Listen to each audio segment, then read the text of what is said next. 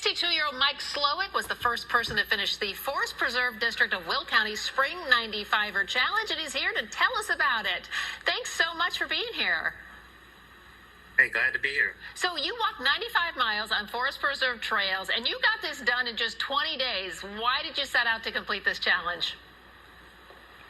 Because it was a challenge. You know, it was kind of cool. It's just a chance to get out. You know, here we are 2 years into the pandemic, and, you know, I'm working out of the basement or whatever, and I thought, wow, you know, get out and explore and, you know, see some people and get back in touch with nature. I love that. Now, did you take the same route each time and add up to 95 miles, or did you change things up? How did you approach this challenge? Change things up. The Forest Preserve County of Will County does an excellent job.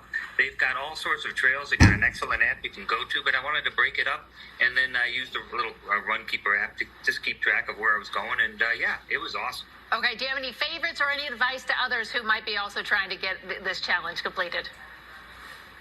Well, if you're going to go out there and do it, I strongly recommend that you do so. Start slow. You know, a mile or two a day, that's all you need to do. I actually got interested in doing it from our parents. My dad grew up on a farm over near Bridgman. He was always into nature and taking us out camping. And my mother, who's a retired college professor from Lewis, her doctoral thesis was on gerontology. She taught nursing. And basically retirement, and you have to get out and walk 2 or 3 miles a day and just get out there. In fact, quite frankly, she's jealous that she can't do it anymore. So yeah. And in terms of favorite ones, just have to take a look and see which ones you like. Yeah, after having walked 95 miles all on Will County Forest Preserve trails, what'd you learn that you didn't know perhaps about these trails or the trail system before? Well, there were some really good ones. Like at Joliet, they took converted, and a lot of communities do so. They converted an old train track and converted that into a nice trail. I had no idea that was there.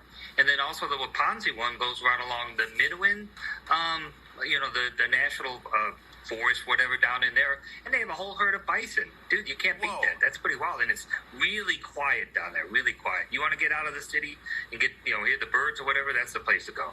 Yeah, and it's all to celebrate the 95th anniversary of the Forest Preserves and all. What a way. Mike Slowick, thanks so much, and congratulations. Thank you. Thanks for being here, Mike. Let's talk about Tiger